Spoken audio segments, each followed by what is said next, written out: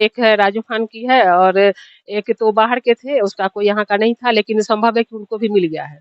अच्छा। और उसमें व्यवस्था ठीक है और टाइम टू टाइम मैं जाके देखती भी हूँ और उसका रंग, लेकिन अभी उसको भी बहुत जर्जर स्थिति में, क्योंकि अंतिम में जनता से यही कहना चाहूंगी कि जिस तरह पिछले 10 साल से आपने हम पर भरोसा किया है, आगे भी इस बेटी बहन पर भरोसा कीजिए। मैं आपके सेवा में 24 घंटा तत्पर तैयार हूँ।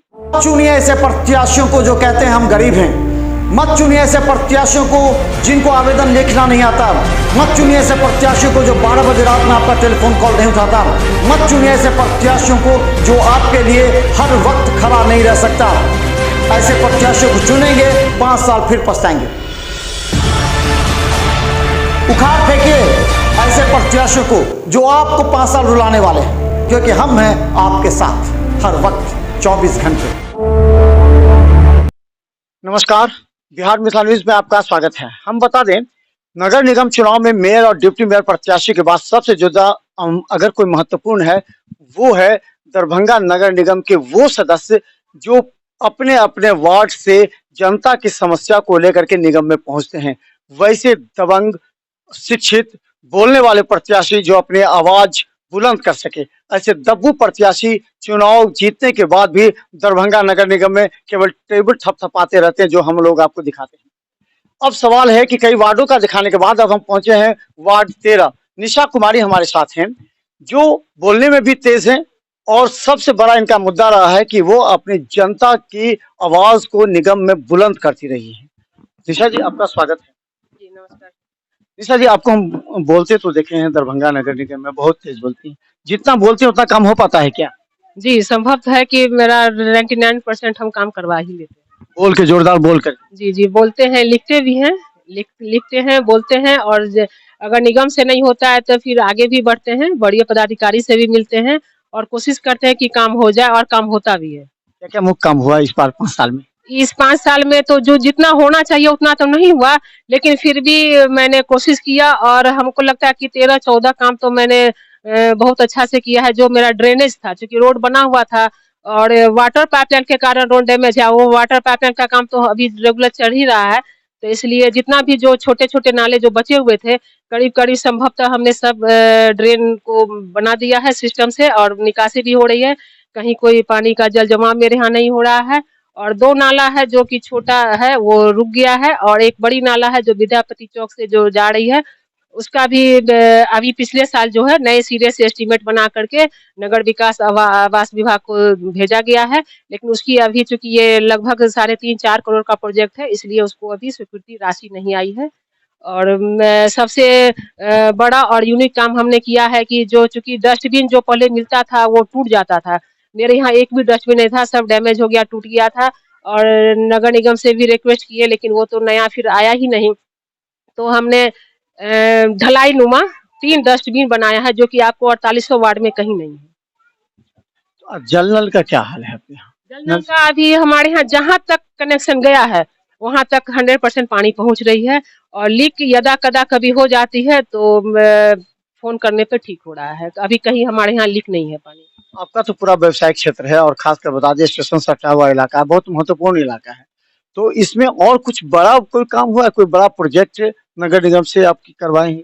नहीं, अभी तक तो इसमें नहीं हुआ है। वही जो मेन ड्रेन है और फ्लाईओवर के नीचे कुछ ट्रैफिक के लिए जो है ओवर ब्रिज के नीचे जो पार्किंग टाइप का बना देता है, उसके लिए हम प्रयास में हैं, लेकिन अभी उसका कुछ हुआ नहीं है। इस बीच में ये चला गया है पीडब्ल्यूडी के अंदर। अब हमको नगर निगम से नहीं, पीडब्ल्यूडी से इसके लिए आवेदन देना है। आवेदन दिए हुए हैं, लेकिन आचार संहिता के कारण वो भी अभी इस पर कुछ नहीं किए हैं। राजीव आवास योजना के कितना काम हुआ आपके? राजीव आवास वाला मेरा 40 घर स्वीकृति था, जिसमें 2 पेपर जो नहीं दिए हैं, पेपर नहीं था उसका नहीं बना, बाकी टोटल का घर बन गया। ये तो लगभग 13-14 में ही बन गया था। अब प्रधानमंत्री आवास वाला जितने भी लाभुक आवेदन दिए थे उसका सबों का घर बन गया है। अब हमारे यहाँ भूमिहीन ही बचे हैं 2-3 फैमिली, जिसका घर मैंने नहीं बना पाया। बाकी बन गया है? हाँ, बाकी सारे बन गए हैं। प्रधानमंत्री आवास वाला में 3-4 जो है जिसका कि वर्क मतलब स्वीकृति मिली हुई है, लेकिन आचार संहिता के कारण उसको राशि नहीं मिला। कमीशन का बात नहीं ना है? बीच में हर जगह वार्ड में आ रहा है कि कमीशन लिया गया है। नहीं, नहीं, यहाँ कमीशन की नहीं, ना यहाँ कुछ निगम मांगता ही नहीं है तो फिर कमीशन की कोई बात कहता है कि जो कमीशन निगम मांगता है, इसलिए कई वार्ड पार्षदों पर आरोप लगे हैं कि वो मांगते। नहीं, नहीं। हमारे यहाँ ऐसा ऐसा नहीं? नहीं, ऐसा नहीं। अच्छा ये बताइए कि जो मुख्य है कि यहाँ की सुरक्षा, सबसे बड़ी कोई भी वार्ड में सुरक्षा बहुत महत्वपूर्ण रखता है। कैसा प्रत्याशी चुनते हैं जो आपको 12 बजे रात में, हम बार-बार कहते हैं इसलिए बहुत प्रत्याशी नाराज़ भी हो गए हैं हमसे कि जो आपको 12 बजे रात टेलीफ़ोन कॉल उठाए, जो शिक्षित हो, जो आवेदन लिख सके, जो आपके साथ हमेशा खड़ा रहे, बुरे वक़्त में भी काम दे। तो आप ऐसा हैं क्या? जी हाँ, है। आप ये पब्लिक से भी ओपिनियन ले सकते हैं। मैंने 12 बजे 2 बजे रात को ही मैंने गेट खोल कर के रोड पर गई हूँ, रोड ही नहीं थाना भी गई हूँ। अगर वैसा ऑकरेंस होता है जिसमें थाना की ज़रूरत होती है तो मैंने अपने जनता को लेकर के हम जनता के साथ हमेशा खड़े रहे हैं। दिन हो या रात हो, जिस समय चूँकि हम 24 घंटा उपलब्ध रहते हैं और पब्लिक भी हमसे इसलिए और ज़्यादा जुड़े हुए हैं कि जिस समय जब ज़रूरत होती है मैं थाना कलेक्टेरिएट हो, एसपी हो, डीएसपी हो, मैं कहीं जाने से नहीं हिचकती हूँ। कहा जाता है कि आपके विरोध में 2-2 प्रत्याशी खड़े हैं।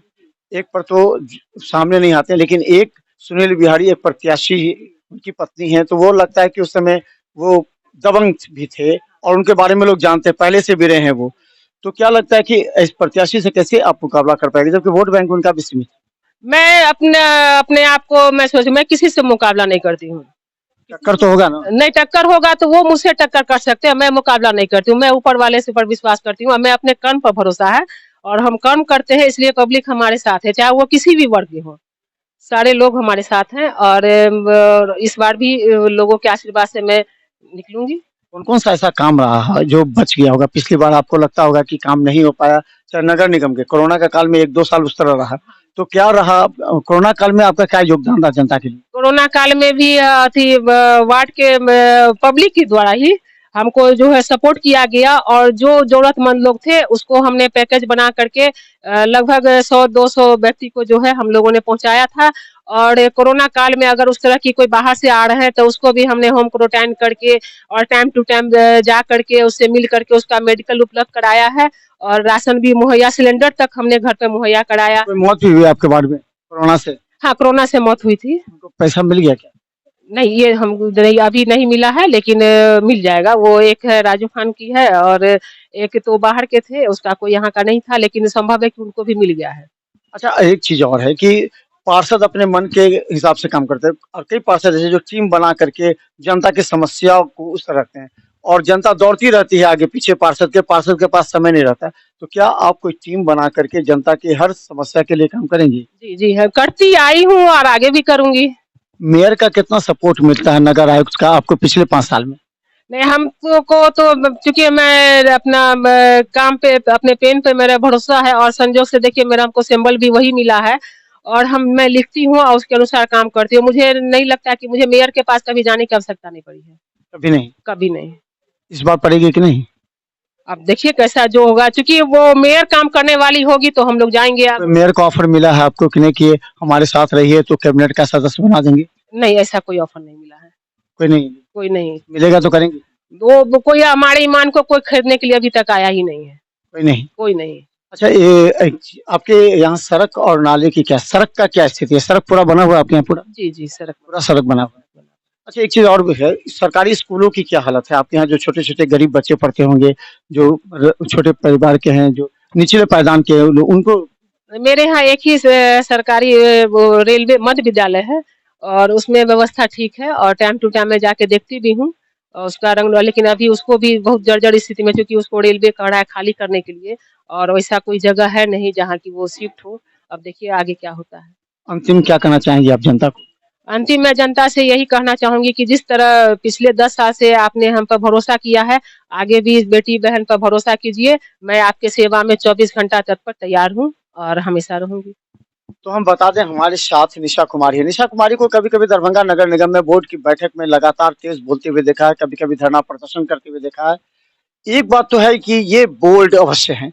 इनके छवि पर भी अभी तक कोई दाग सामने नहीं नज़र आया, या तो आप भी जानते होंगे क्योंकि आप इस वार्ड के हैं। लेकिन आपको चयन करना है वैसे प्रत्याशी को। हालाँकि इस बार थोड़ा-सा नेक टू नेक है, कई जगह ये कहा जाता है कि थोड़ा-सा बदलाव परिवर्तन होना चाहिए। लेकिन आपको ये देखना है कि यहाँ जो 2 या 3 प्रत्याशी हैं, उन प्रत्याशी में कौन-सा ऐसा प्रत्याशी है जो आपके लिए 12 बजे रात में खड़ा हो, आपकी समस्याओं का तुरंत निदान करे और उसकी पहुँच दरभंगा नगर निगम में भी हो। क्योंकि 5 वर्ष में आपकी एक पीढ़ी भी सामने आ जाएगी। तो आप अपने पीढ़ी को क्या देना चाहते हैं, ये बहुत महत्वपूर्ण है। हम लगातार हर 3 दिन पर आपको दिखाएंगे वार्ड 13 की जनता की आवाज और प्रत्याशियों के वो बयान, जिसको सुनकर आप निर्णय ले सकते हैं। देखते रहिए मिथिला मंच न्यूज। यूट्यूब में भी सब्सक्राइब कीजिए GTPL और सिटी केबल पर। धन्यवाद। जी, धन्यवाद।